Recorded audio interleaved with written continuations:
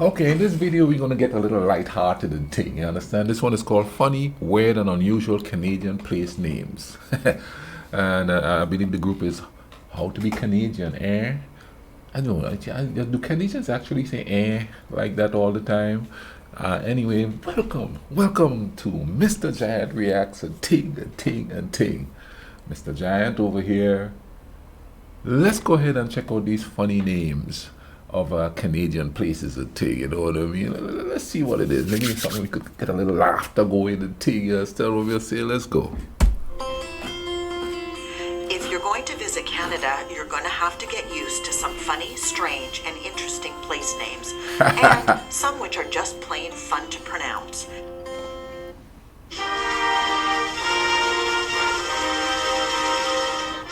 This is the place to learn about food, stereotypes, culture, and all things Canadian. So let's go, eh? Let's start at the west coast in British Columbia and travel east across the provinces, and at the end explore the three territories. Spuzzum, it's just fun to say, and it's an Puzzum. adaptation of the Indian name Sposum, meaning little flatlands. 100 Mile House, or as the locals call it, 100 Mile. It's one of a number of mile house towns in British Columbia. In the early 1860s, this was a stopping house on the old Caribou Road during the Caribou Gold Rush. Its name owes to the fact that it was 100 miles from mile zero at Lillooet. Oh. Stoner. Not these stoners, but Oh, rather come a small on. community located south of Prince George. It's named after Stone Creek. Come on, no. I had my hopes up there, you know. I was like, ooh, I gotta go to Stoner. You must be.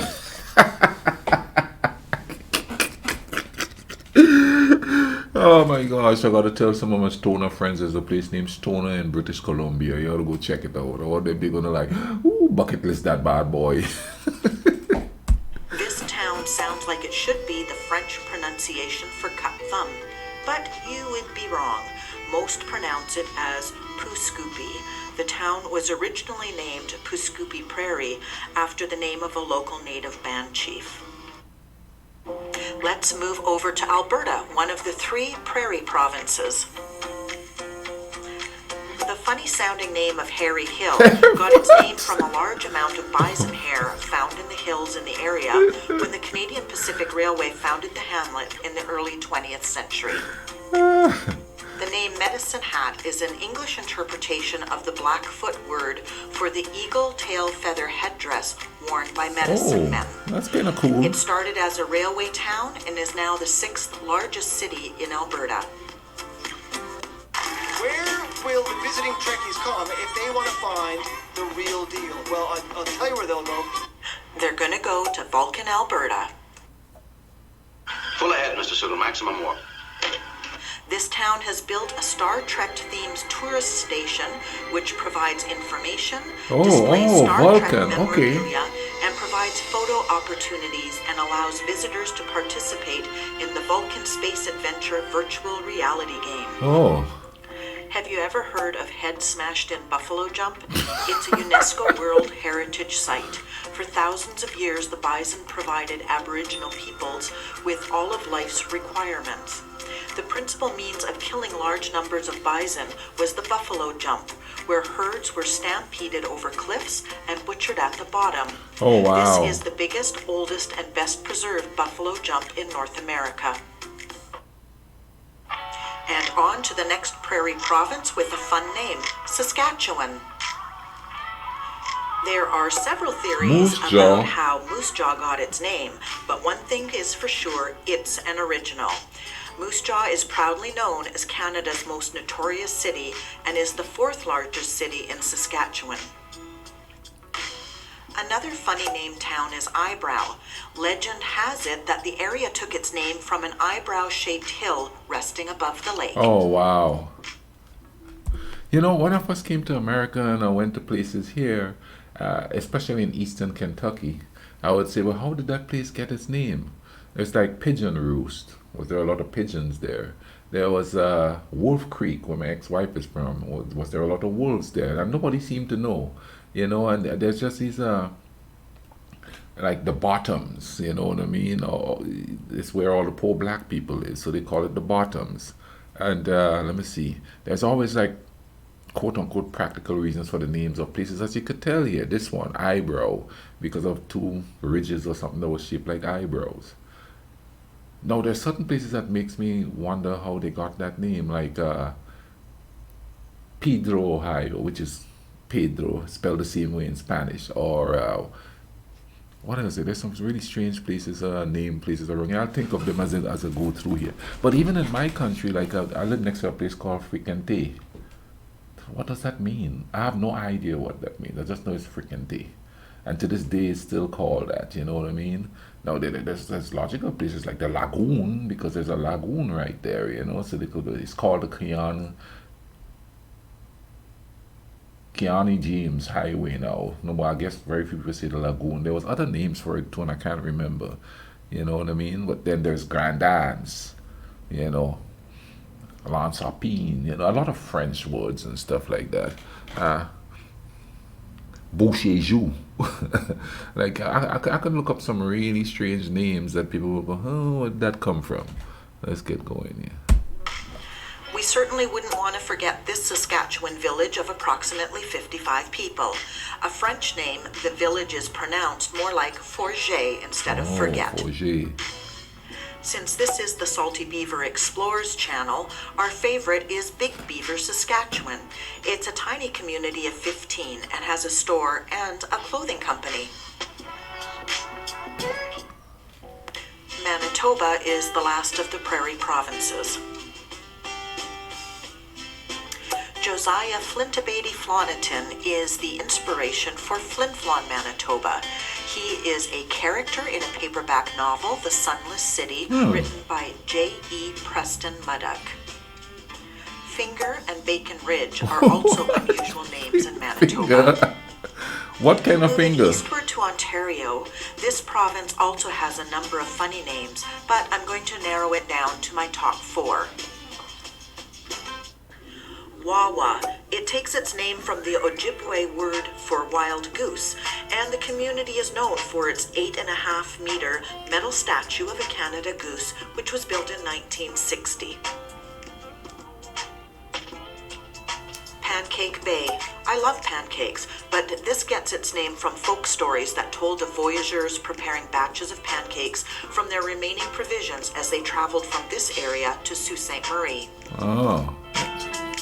It's amazing how places get their names It sounds by the like they people that's been there. manufacture moose here, but Moose Factory was the second Hudson's Bay Company post to be set up in North America. Factory actually refers to the jurisdiction of the factor, who is a merchant in charge of buying and selling for the Hudson's Bay Company. Swastika is a town named after the Swastika gold mine, which was staked in the autumn of 1907. They've resisted a name change on one simple principle. They thought of their name before Hitler, and they've never had anything to do with Nazis. A name you won't forget is Punky Doodle's Corners. It's a hamlet in southwestern Ontario. No one really knows where the town got its name. And here we go to our French-speaking province of Quebec. All right. Trois pistoles sounds and is written like it should mean 3 pistols. Pistole is actually an old French coin. The town is said to have been named for a silver goblet worth 3 pistoles that was lost in the river in the 17th century. Saint-Louis de Haha.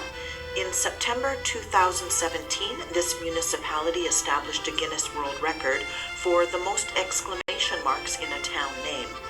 The town is believed to be derived from the archaic French word ha-ha, which refers to an unexpected obstacle or ending of a path, such as a cul-de-sac.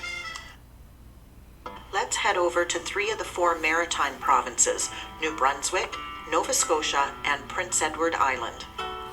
We'll begin in New Brunswick.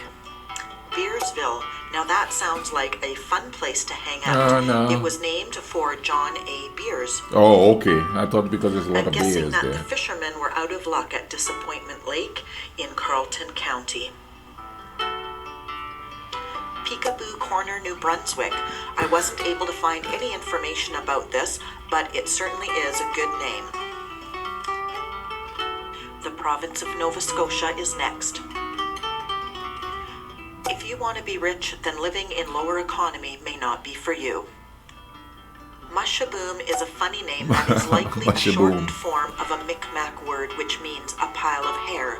Micmac legend says that fairies would play ball and run, pulling one another's hair as they did so. They would pull so hard that locks of hair would come away, and then the fairies would scatter the locks on the ground. The unusual name of Meat Cove probably got its name because it was a popular location for hunters to dress their animal carcasses during its early history. Shag Harbor. Oh, yeah. We have a lot of jokes about our name. Oh, yeah. I want to go to Shag Harbor. The name Shag came from a bird. That's where the name came from. It wasn't as Austin Powers. Fascinating, Vanessa. Listen, why don't we go in the back and shag?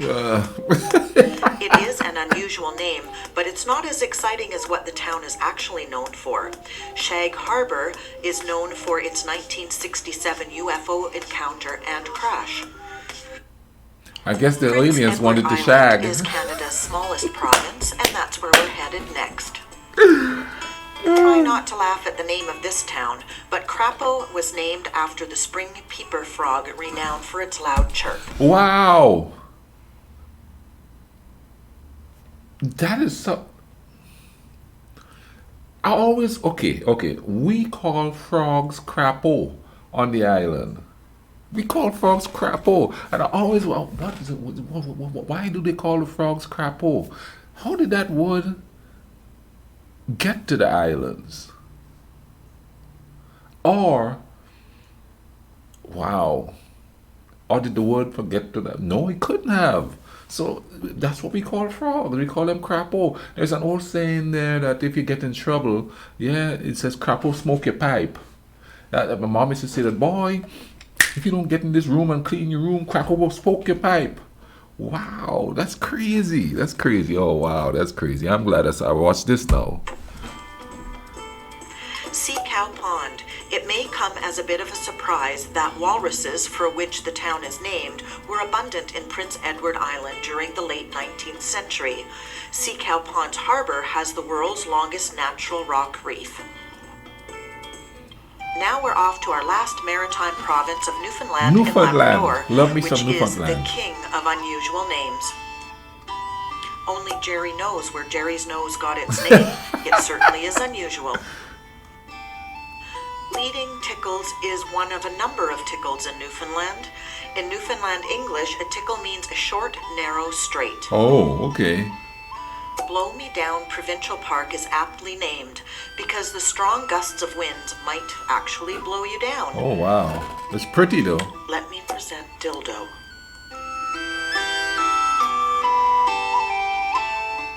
Last week I was alerted to the existence of a place, maybe a magical place. It's a small town called Dildo, D-I-L-D-O. It's a real place in Newfoundland, Canada. People in Dildo say the name traces back to the 1700s. It's called dildo, a word that has come to mean an artificial penis. Yes, it has indeed come to mean that. Come with me as we head north to the territories, and we'll start off in the Yukon. Brooks Brook certainly is a tongue twister. Whitehorse was named after Whitehorse Rapids for their resemblance to the mane of a white horse. It is the capital and only city of Yukon and the largest city in northern Canada. Snafu Lake. The name is from World War II era military slang meaning situation normal, all fouled up. Our next stop is the Northwest Territories. Yellowknife. It's the capital city of the Northwest Territories. It's named after the Yellowknives, a Dene band who lived on the islands of Great Slave Lake's East Arm and traveled as far north as the Arctic to obtain copper for knives and other implements. They in turn acquired their names from the copper-bladed knives they carried. Tuktoyaktuk may not be such a funny name, but I love the sound of it. Tuck to Road your tuck. in and out of Tuck. as they call this community, is a nearly 200-kilometer frozen journey along the ocean.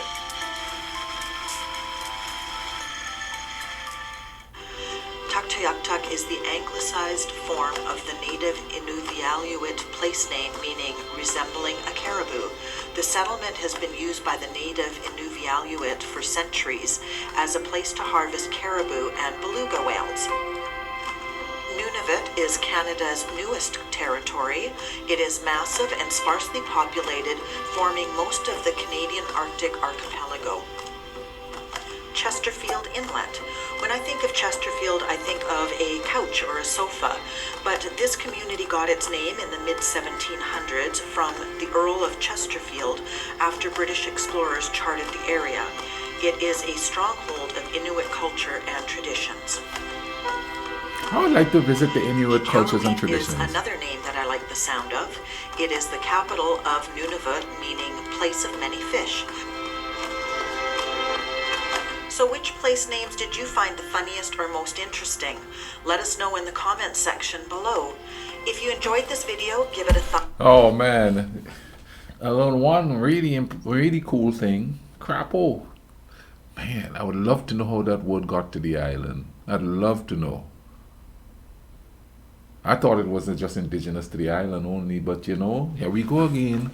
Just because it's said on one spot doesn't mean it didn't come from somewhere else. Just because something is done in a spot doesn't mean it came from somewhere else. The thing, you know what I mean? Are we even original anymore? Or are we just taking bits and pieces from each other, making it our own? And then through the generations, we think it's our own. Anyway, man, I hope you guys enjoyed this video with me and Ting, you know what I mean? And if you did enjoy it, I'll leave a link in the description so you could get to this video on this channel to see what else they've got. I'll also leave little clips here about other videos I've done about Canada. You understand what I'm saying? And if you like this video, if you like how react to this video, drop a like on it for me, please. You know, the more you drop likes on it, the more YouTube will push it out there for me. You know what I mean? And I want this to kind of grow. You know, I want it to kind of grow because I really enjoy doing this. And the more people watch, the more I want to do. You understand what I'm saying? Anyway, y'all take care of each other. All right? Cool runnings.